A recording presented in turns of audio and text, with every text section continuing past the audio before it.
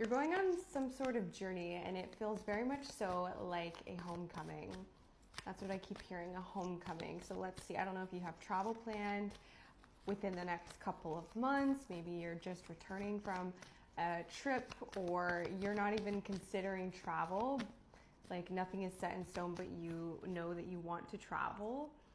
The Tower and the High Priestess. Okay, this is a good thing. There's been a path I feel like you have been following, and then suddenly it's like, nope, we're not following that path anymore. Like, this actually isn't it. There's another path for you. And it's not that there's anything wrong with the other path, it's that there's a path that's going to provide you with more transformation and allow you to make more impact in a shorter amount of time.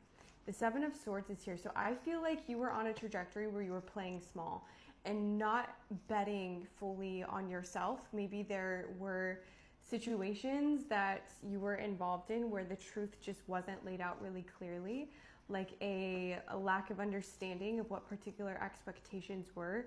Okay, it's interesting because you have the Six of Wands coming out and the Ten of Wands. So this is giving me the energy of something that was really like burdensome. You're carrying a lot of weight on your shoulder, and also these cards are very like darker energy. Even the Seven of Swords, like the sun is shining, but it's not like a clear blue sky, right? So there's this feeling of there being like a lot of maybe dense emotions that you were in the process of purging. And I mean, that's the silver lining of you having walked this path, is you were shown what you need to let go of internally in order to fully step into the light. But this, my friend, is what you are being called into, Six of Wands, okay? Not from a place of ego, but like you're meant to be seen, you're meant to be heard, you're meant to take up space. You're a rock star in every sense of the word. And it's time that you let that beautiful, bright light of yours shine, right? Because when you let your light shine, what are you doing? You're elevating human consciousness.